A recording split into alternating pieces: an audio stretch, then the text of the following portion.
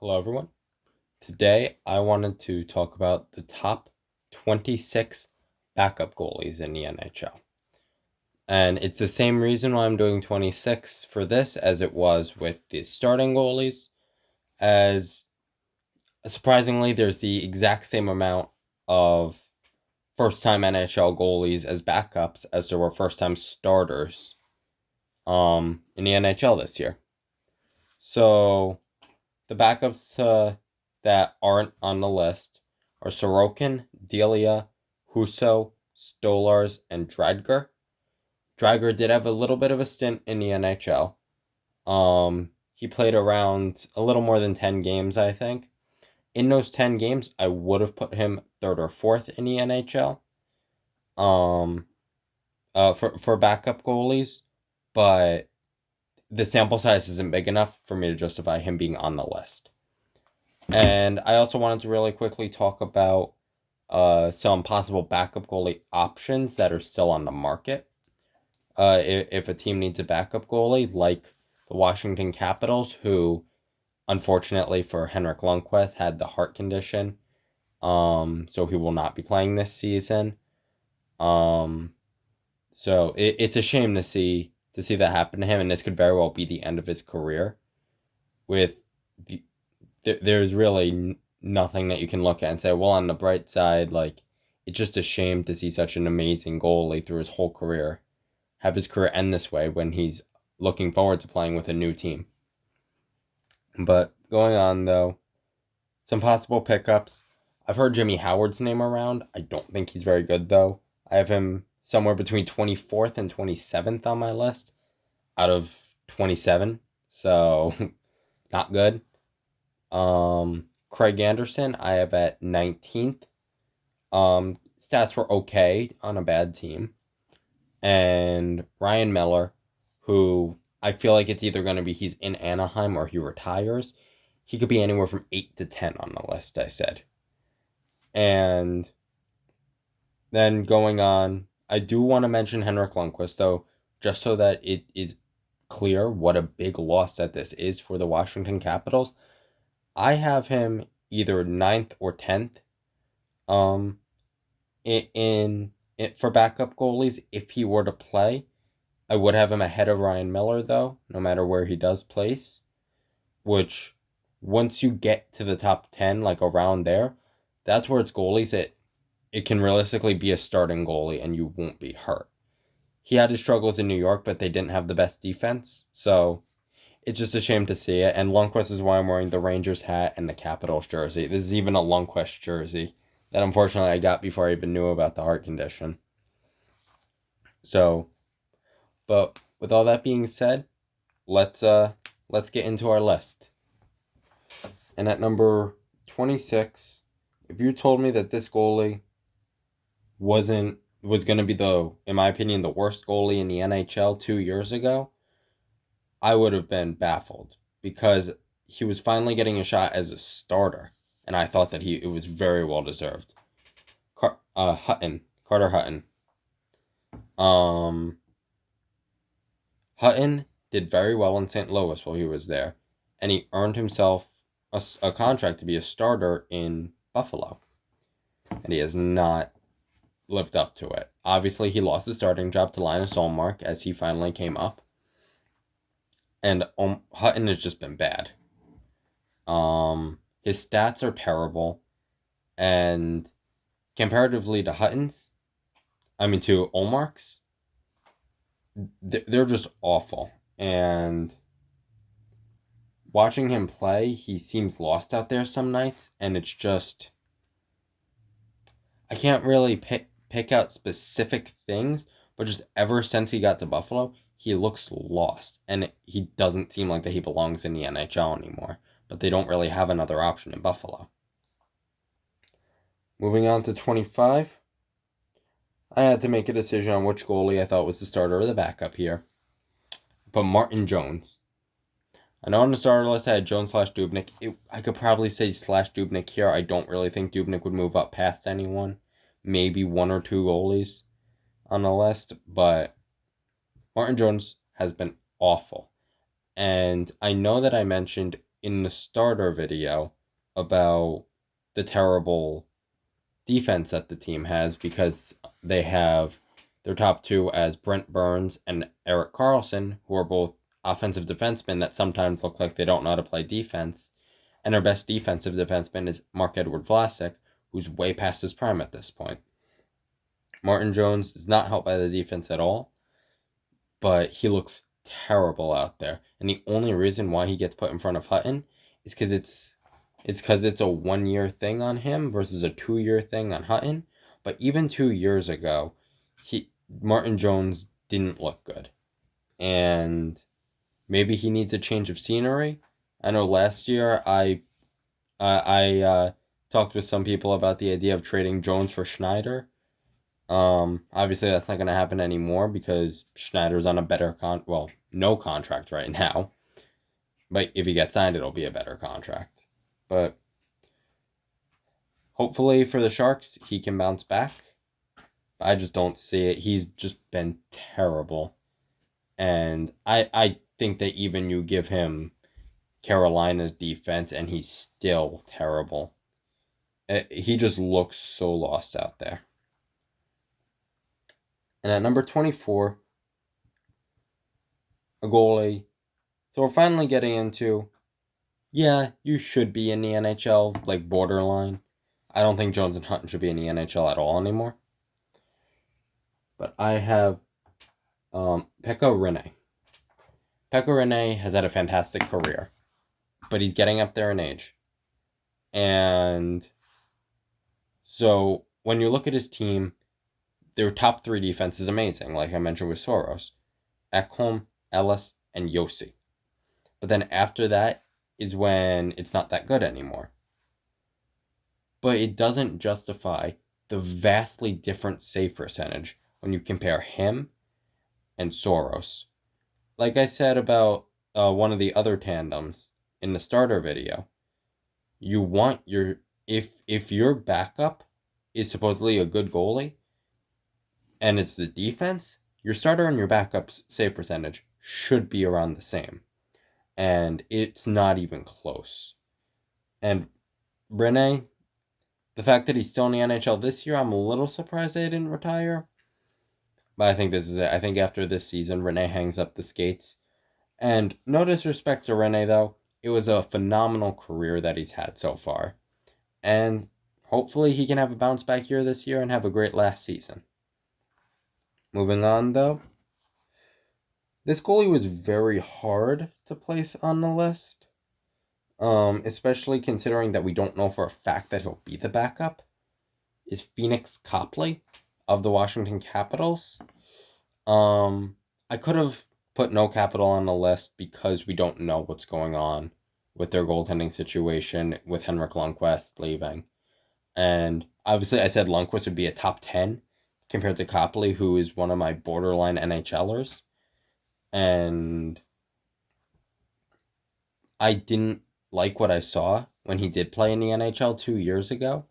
And when Samsonov finally came over, I thought that it was fantastic for them. Not just to get Samsonov in the NHL finally, but to get Copley out. And I just thought that it wasn't a good fit. But they might be forced in a situation where he has to be the backup now. Or if they go out and get someone like Craig Anderson, it might be a better choice for them.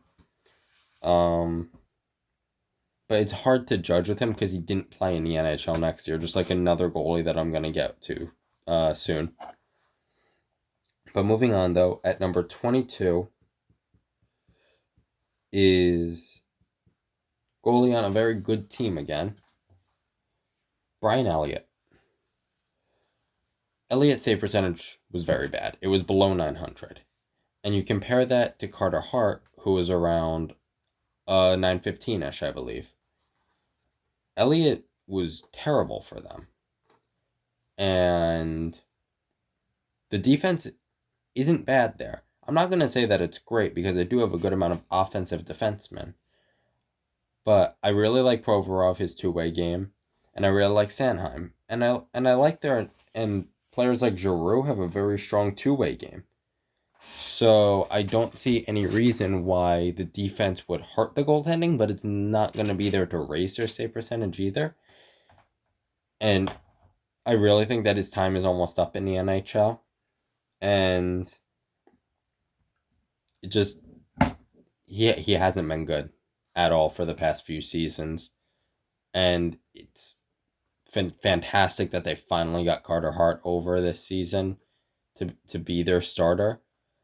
Because if they didn't, we're probably looking at Philly being one of the bottom teams last year and possibly this year again until he was finally ready to come up. Moving on though, at 21st, I am shocked that he has not retired yet, and I'm shocked that this is the goalie that they ended up signing in the offseason. Mike Smith. I really thought that they were going to go in a different direction, and that Smith's time was over. I think that they tried to go after a Braden Holtby or Jacob Markstrom, and they failed, so they decided, okay, let's just double back on the same goalie. And he wasn't terrible, but he wasn't good either. He definitely didn't do the team any favors. He couldn't steal them a game, and his save percentage wasn't good for the defense that they had. But he also wasn't a terrible goalie, like the ones that I was saying before him. And with him, it's just a matter of he's starting to show his age, and like I was saying about Rene, fantastic in his prime, fantastic career. Unfortunately, though, it looks like that it's ending soon, and we'll always remember him for his goal in that tiny hole in the All-Star game from the other goal line, which was phenomenal. But now we're really into the goalies that there's not much to say because they're not that bad, but they're not that good either. So moving on to number 20. I feel like that I'm going to get a lot of hate for this one. Braden Holtby of the Vancouver Canucks. There's a lot of people that think that he'll be the starter in Vancouver this year. I do not see that at all.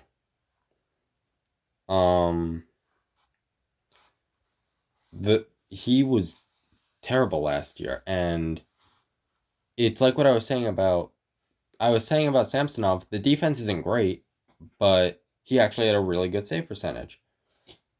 And comparing the two goalies, the starter and the backup on that team, they should have similar save percentages. But Holtby's save percentage was terrible. It was below 900, and he's supposed to be this elite goalie. And Vancouver, they paid him big. And hopefully for them, he has a bounce back year.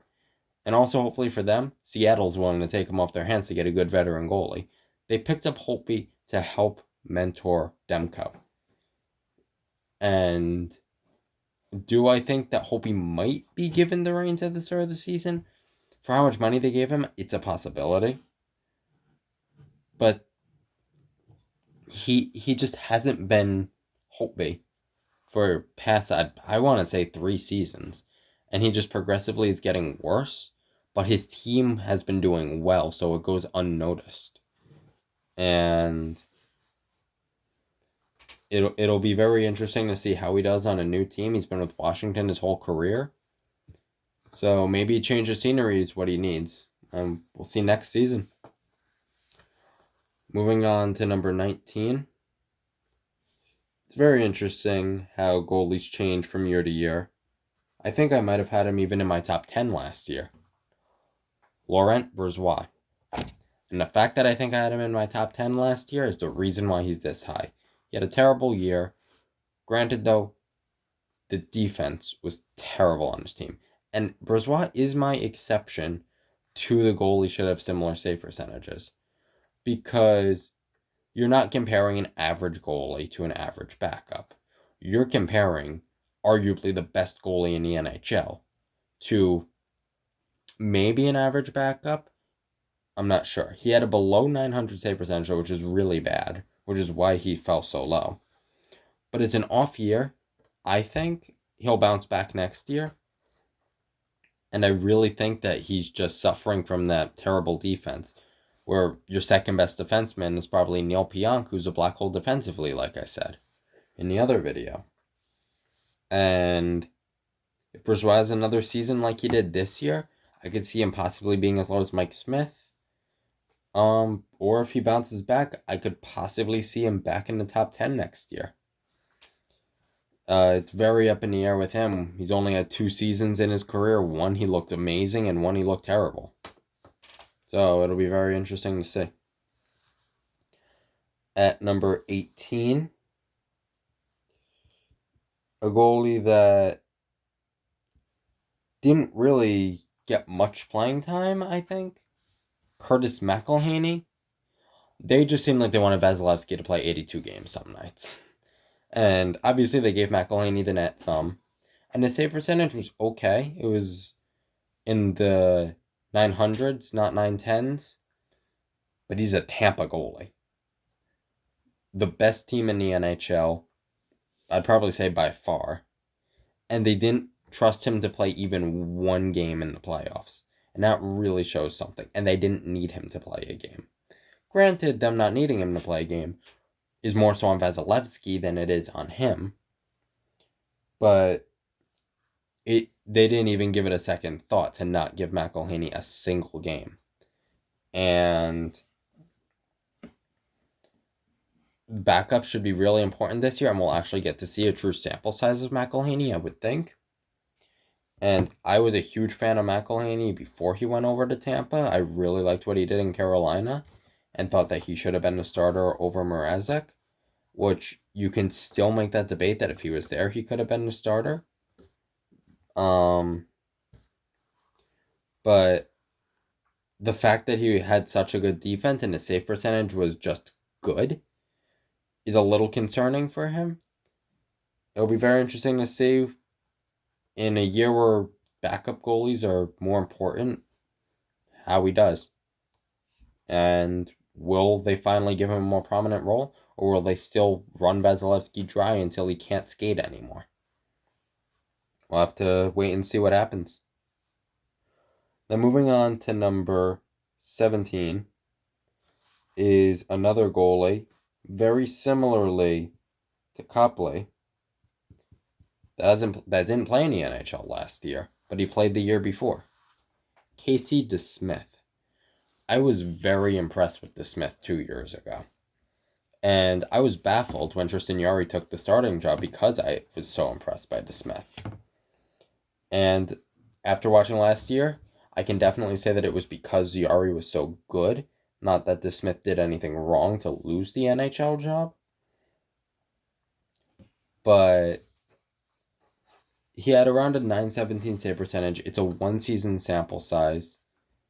And he didn't play that many games. But like I was saying about Copley, it's hard to talk about him when he hasn't played a game in over a year. And the fact that he didn't play in the NHL last year, I can't justify having him any higher than this. But at the kind of season that he had 2 years ago, I can't justify having him any lower than this either. But moving on though, at number 16, a goalie that I feel like I will get hate for having this low by some people, and other people will be fine with it. Mainly Vegas fans will hate me for this. Marc-Andre Fleury. Honestly, I could have had him lower. His save percentage was good, but the defense on Vegas is great. And the team as a whole is a great team. And it should reasonably be higher than that. His save percentage should be higher than that. I think that they overworked him, and that's the reason why he dropped off. Why his stats were dropped off. But it's also age catching up to him. You can't expect him to play a starter's role anymore. And they realize that. That's why they picked up Robin Lehner. And they know Fleury's probably retiring soon. At the end of his current contract, maybe. But he's really looked like a shell of his former self, I would say. And Just another great goalie that we're seeing slowly get worse. And next year, as a backup, we'll truly get to see what he's like when Vegas isn't forcing him to play every single game, it seems. And I could possibly see him bouncing back and being up in the top 10 as a backup this year, similar to Jake Allen, where as a starter, he just couldn't take it and did terrible by the end. But then you put him in a backup role, and he's one of the best backups. It's a little spoiler warning there, I guess. But moving on to number 15, though. It's a very, very hard to judge this goalie. James Reimer. So, when Carolina got Reimer, I was very confused. Because I expected them to buy him out after that trade.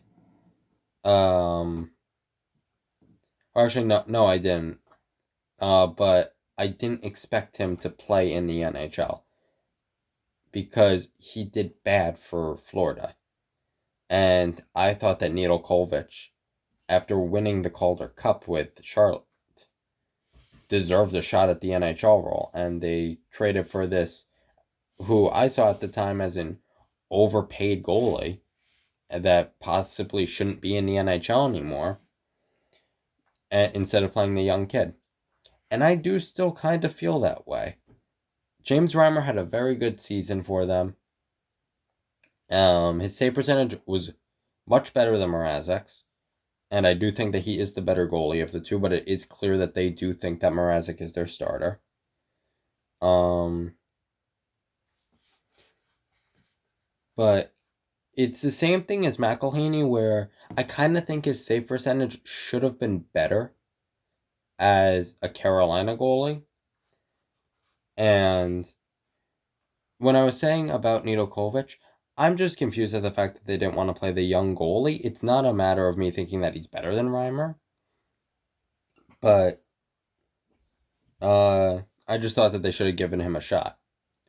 But watching Reimer play against the Rangers in the playoffs, Rangers didn't do themselves any favors. They played terrible. But in that third game, a couple of the Rangers really turned it on, like Chris Kreider, and he wasn't giving up anything. James Reimer was lights out. And maybe if Reimer let a couple slip through that you would normally expect him to, maybe we're talking about a 4 or 5 game series, or maybe even the Rangers win, because maybe they were just getting frustrated and started playing bad because of that. I don't think so. I think the Rangers just did terrible that series, but he just was phenomenal that entire series. Capo Caco could have had like 5 goals in those 3 games. But because of James Reimer, he was left scoreless. And James Reimer, and he really impressed me there, and probably without that playoffs, I'd probably have him below DeSmith. But those playoffs really impressed me, and if he has a season like those playoffs, he'll be the starter. But if he's not, he'll probably be number 3 or definitely top 3 on these rankings if he has another season like that one series. Moving on though to number 14.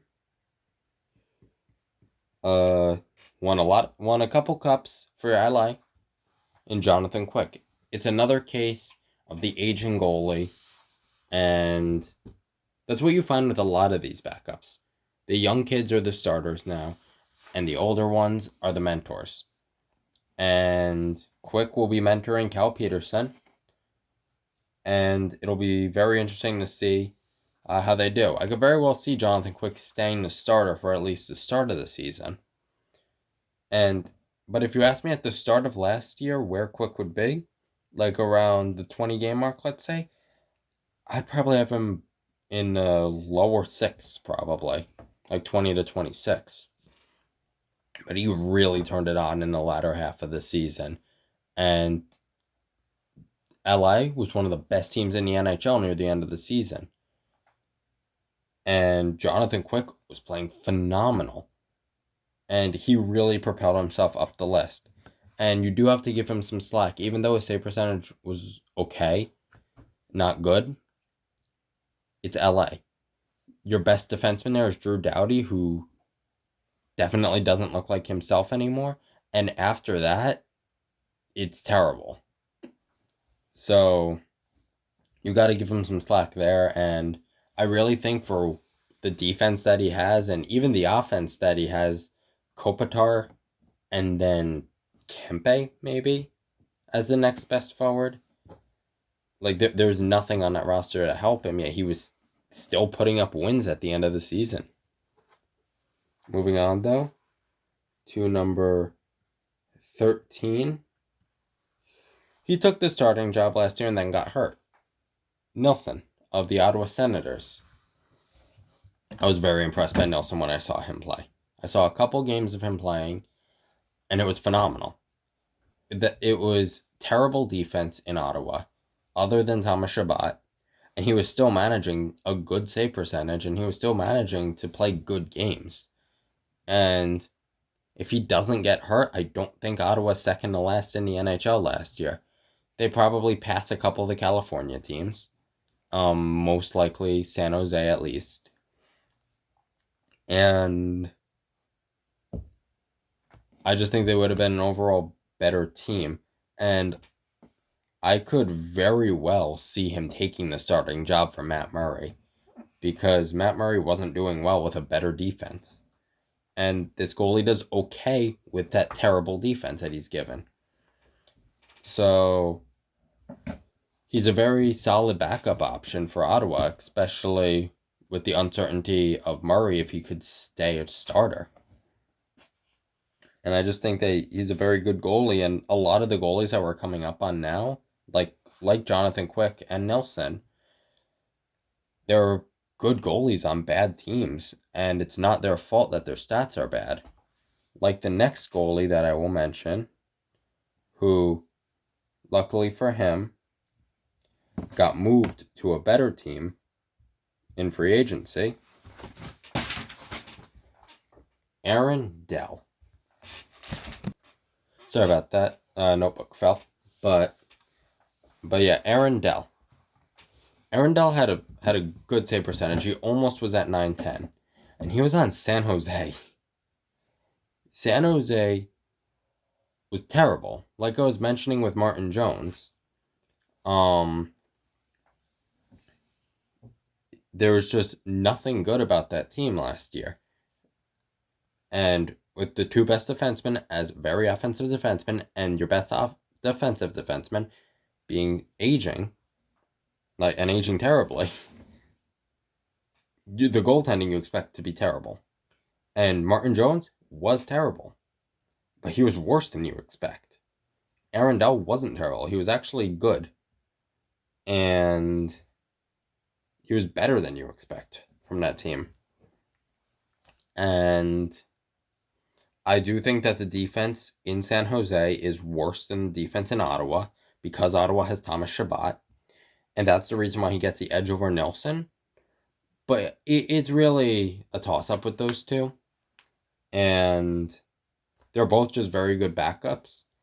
And I was very confused when Toronto picked him up, though, because they do have Campbell, who I guess would be their number 3 goalie, who I guess I would probably have behind Fleury, maybe behind Reimer.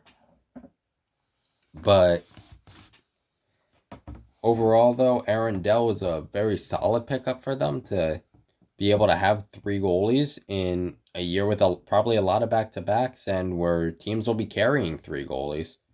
I know teams like the Rangers, where you got a very good tandem, the third goalie might screw you if you end up needing to go to him, because Keith Kincaid is probably their third, but won't do them any favors. And having Dell, Campbell, and Anderson as your 3, that's like a very good 3 goalies.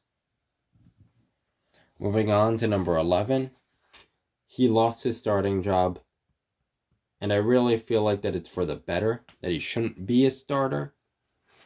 But he's still a very good goalie, David Rittich. I am of the belief that if they had Markstrom last year, if they had Markstrom 2 years ago, we might be talking about Calgary Flames Stanley Cup champions. They did not have the goaltending to win anything. And the fact that they have Markstrom now is phenomenal. And Rittich is a very good goalie still, but he's not a starter. And that's where he struggled. He was overplayed, and granted, he had a good defense in front of him, I would say. But when you overplay a goalie that shouldn't be in that position, they will suffer. And I really think that he should excel at this new role as a backup instead of a starter. And especially with a goalie like Jacob Markstrom as the starter, it'll be very interesting to see how he does. Number 10, this goalie stole the starting job from Devin Dubnyk last season. And I thought that he did very well as it. Alex Stolarz. He had a very good save percentage. He had a very good season, too. And it was his first season as a starter, but I think that most people can agree he shouldn't be a starter. But they weren't bad with him as a starter. They stayed relevant, and they really didn't... They did a lot better than they did with Dubnyk as their starter at this point in their careers. And I think that he really proved that maybe he can be a starter somewhere. He is better suited as a backup, I would still say. But say Talbot goes down, the team might get a little worse, but I don't see them doing that bad. And it could very well end up being a 1A, 1B situation with them, where they just split starts. And that might be best for both goalies, as we saw in Edmonton a few years ago. If Talbot gets overworked, he might crack. And having Stolarz as a backup option is fantastic for him. So they don't need to overplay him like that. Moving on to number 9 on my list. Finally, the goalie of my favorite team that I think gets a little underrated around the league. Alexander Georgiev. Georgiev is a very good goalie. And he has, I would argue that he's more so been the starter than Lundqvist for a little while now, but they kept insisting on playing Lundqvist more. But I think that if they just split their starts 50-50, Lundqvist might have ended up being the better goalie. And because Lundqvist would always do amazing in the first half of the season, and then they overplay him, and he doesn't do well at the end. Georgiev was younger and sharper, and usually get more starts by the end of the season. And when they finally called up Shesterkin, they showed that they had more faith in Georgiev. Because when Shesterkin was hurt, Georgiev was getting all the starts, not Lundqvist. And I know it was only a few. And then in the play-ins, Lundqvist played.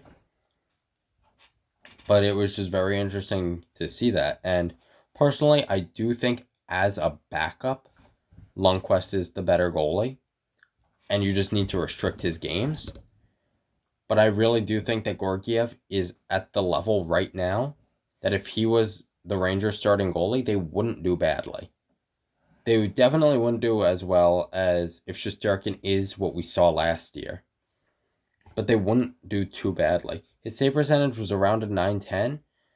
But they, like I mentioned in the defenseman video, outside of Adam Fox, and then when they finally called up Ryan Lundgren, they don't really have any defensive defensemen that were good. Probably Brendan Smith, Mark Stahl, and maybe Jacob Trouba were your best defensive defensemen. And Jacob Trouba, it's kind of shaky to call him a defensive defenseman. I don't think he is. He's more so a two-way. And his defensive game is a little lacking sometimes, but his offensive game does too. It all depends on the night. I think he'll have a bounce back year next year, but I digress. But overall, with that lacking defense and lacking center depth too, because your centers are supposed to be your better two-way players, and we don't really have a strong number 2 center. It was Ryan Strome last year who who isn't really supposed to be a number 2 center. I think it'll be Hedel next year, and hopefully he can excel at it. Just any defensive position, they lacked that. And I'll admit that as a Ranger fan. Their games were fun to watch because they were high-scoring games that neither team could really get a defensive answer. It was up to the goalies and the offense to win the game. And it's just very... And the Rangers should get better this year, and their defensemen should improve. And I expect big things from Georgiev, but I don't expect them in New York. He will be their backup for another couple seasons, at least as long as they can keep him.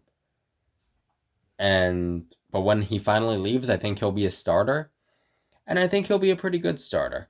He definitely will not be an elite goalie in the NHL, but he'll be a solid starting goalie, I think. Moving on to number 8, though. This goalie has definitely been underrated throughout his career. Jonathan Bernier. Bernier played on Detroit last year, and he took the starting job from Howard, which isn't impressive because it's Jimmy Howard, and he had a terrible year and arguably the worst goalie in the NHL last year. But considering the fact that he was on Detroit, he did very well. And if you look at his save percentage alone, he wasn't that good. He was a good goalie with around, I want to say it was like a 907 save percentage. But on Detroit, compared to your backup goalie having an 882, is amazing. It's just unbelievable to see him do that well on Detroit. And I know I keep saying that, but they were just god-awful last year. And Bernier was the reason why they won a couple games. And that defense is terrible. They picked up Mark Stahl from the Rangers in the offseason to probably be a top 4 defenseman for them, when that is way past where he should be now. And I really think that Bernier will take the starting job back from Thomas Greiss. But he will start as the backup, because that's the reason that they got Greiss, to be their starter. It'll be very interesting to see. At number 7, Montreal finally has a good backup goalie to help out Carey Price, Jake Allen. Jake Allen had a phenomenal year last year. And most games, honestly, he looked better than Binnington did. But he proved a few years ago that he is an amazing goalie. But you can't really trust him to play the starter's load. And that's why he's a backup. But if Carey Price goes down, or even in this year where the backup is extremely important, if Montreal makes the playoffs, I don't be surprised if Jake Allen is a huge reason. Jake Allen and Carey Price is a phenomenal tandem. And I know I gave a little crap to Price in the last video about being a bit overrated, but he's still a good goalie, and this is arguably one of the best tandems in the NHL. Definitely not the best, but it's close. And Jake Allen is just... he's been great. And granted, though, St. Louis did have a very good defense. And this is a year that we could see him without a great defense. I do think that the Montreal defense is underrated, like I said in my last video, but it's still not great. And we finally get to see Jake Allen as a backup with an okay defense. And this is really what we'll see. Is Jake Allen a top-end goalie, or is he not? Or a top-end backup at the least, or is he not? And we'll have to see next year. At number 6, similar to Allen with that question, it's time for Halak to answer that question. He was very good in his prime.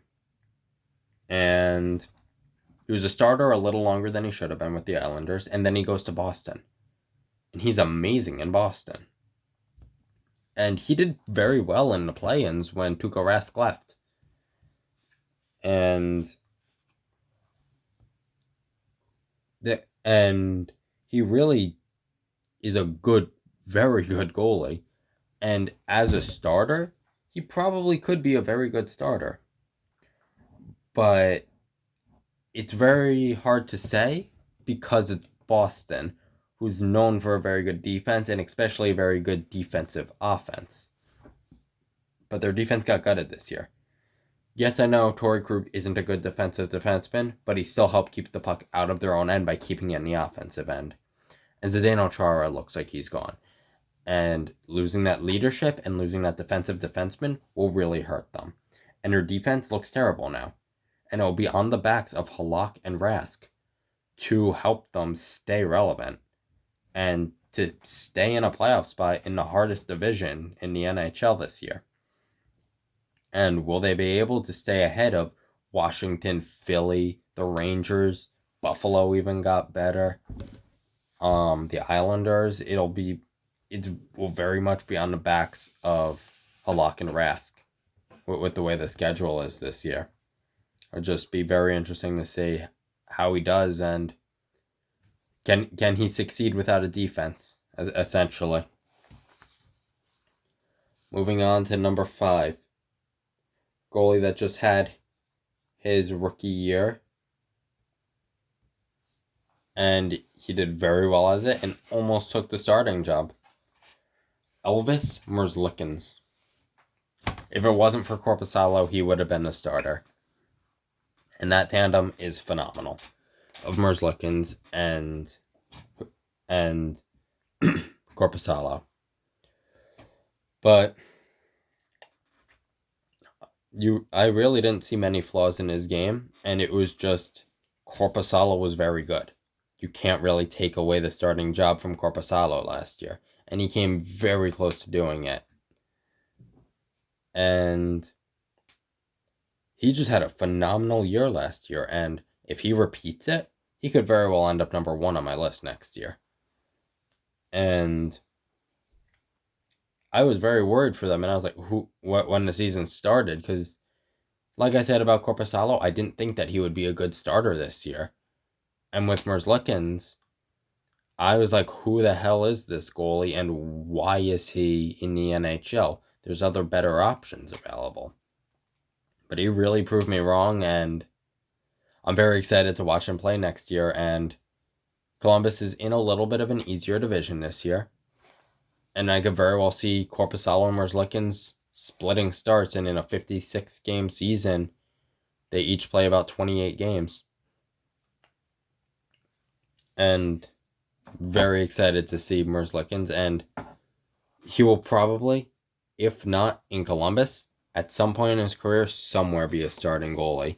And honestly, I wouldn't have him. I'd probably have him at around the same spot as I had Korpisalo on my starter ranking, maybe a little bit lower, but definitely not a lot. Moving on to number 4, Colorado's goalie did phenomenal last year. Francouz. I do think Francouz is better than Grubauer. And I think if you give Francouz the starting job this year, they're the best team in the NHL. Yes, you can argue Tampa. Yes, you can argue Vegas. But and while they are still in that conversation of being the best team in the NHL, their weak point is their goaltending and a little bit of defense, but it's not that bad. And his save percentage was a lot better than Grubauer's. And he had to deal with the same defense and the same team. And he just had a phenomenal season. And for a rookie, I think that even NHL 20 at the start of the season gave him like a 70 overall to be an NHL backup, which was very confusing. But he really excelled as a backup last year and will absolutely be a starter at some point. Moving on to number 3. Yeah, he would have been lower if it wasn't for the playoffs. No question about it. But Anton Khudobin really, really proved that he can take over a team. And as a UFA, I was shocked that he decided to stay in Dallas because he really proved that he could be a starting goalie. But instead, he decided to stay the backup to Ben Bishop. And what a phenomenal playoffs he had. He was one of the hugest reasons that Dallas was able to go on that run to the Stanley Cup final. When I heard Bishop wasn't playing anymore, I thought Dallas was dead and that they were going to lose in that round. But Khudobin really stepped up and really proved that he's an amazing goalie. And I probably would have had him maybe even below Georgiev if it wasn't for those play-ins. But he just did phenomenal. And he was a very good goalie throughout the regular season. And he just proved that he can take a starter's load against playoff teams. He even gave Tampa a bit of a run for their money. It was just phenomenal to watch this older backup go on this run and prove and finally prove himself, even though he's been a backup for almost his entire career. And it's just phenomenal to watch. And now, at number 2, I'm pretty sure I had him number 1 on my list last year. Antti Raanta. He's phenomenal. The defense in Arizona is terrible. Other than Ekman Larsson, who had a terrible year. And Raanta kept them relevant when Kemper went down.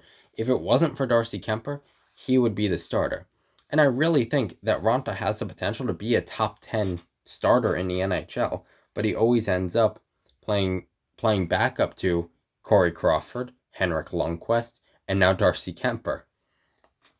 And Raanta has been phenomenal every single season, and it's just he's always behind a goalie that's a little bit better than him or a little bit better than him. And it's unfortunate for him. And what's really unfortunate for him, though, is his injuries, which is why it's hard for teams to really trust him to take on that starting role, why he's been a backup in Chicago and New York. Arizona took a shot on him to be the starter, and then they got Darcy Kemper, and you're not going to have Darcy Kemper as a backup. I believe Raanta is going to free agency at the end of this season, which will be very interesting to see what he does. Maybe he can go to an Ottawa or a Detroit and finally be able to be a true starting goalie and to really take over a team. And if he gets his injuries under control, he can be very dangerous and a very good starting goalie. And he absolutely deserves a starting job. So just somewhere. It's just a shame that he's caught behind Darcy Kemper. And that leaves at number 1, I hate having Devils at the top, but there's no denying Corey Crawford as the best backup goalie in the NHL. He was a phenomenal starter, and I might have even had him as a top 10 starter on my starter list. If he was still in Chicago. He did phenomenal with Chicago. The team was terrible, and he kept them okay. And he was the reason why they were able to beat Edmonton in the play-ins. Chicago didn't win that series. Corey Crawford did. That's all that they had on Edmonton was goaltending was better. And in the end, that's what mattered. Corey Crawford was phenomenal, and I hate seeing that the Devils have, in my opinion, 2 top-end starting goalies in the NHL.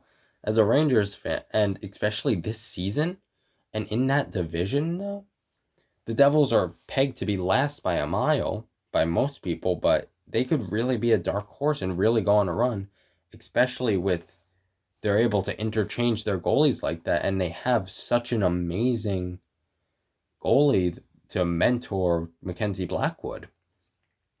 Definitely a lot better than Corey Schneider was, that's for sure. And they've really improved. And Like I said, I hate having Devils at the top, but I can't deny Corey Crawford is the best backup goalie in the NHL. So, just look over the list again. Number 26, Hutton. 25, Jones. Rene, Copley, Elliott, Smith, Holtby, Bourgeois, McElhaney, DeSmith, Fleury, Reimer, Quick, Nilsson, Dell, Riddick, Stalock, Gorgiev, Bernier, Allen, Halak, Merzlikins, Francouz, Hudobin, Ronta, and Crawford. Those are every backup goalie in the NHL except for the rookies and the unsigned players who maybe get a job. If, like I said, I could very well see Ryan Miller going on another season with Anaheim, and I probably have him around the same as Gorgiev. And yet again, it's a shame about Henrik Lundqvist. What a fantastic career he's had. And hopefully he can play again next season. And hopefully he can win a cup somewhere. But it's looking less and less likely. But I'd like to know what you think. Like I said previously, tear my list apart or praise it. And I'm just very interested to see what you guys have to say. Thank you for watching, and I'll see you in the next one. Bye.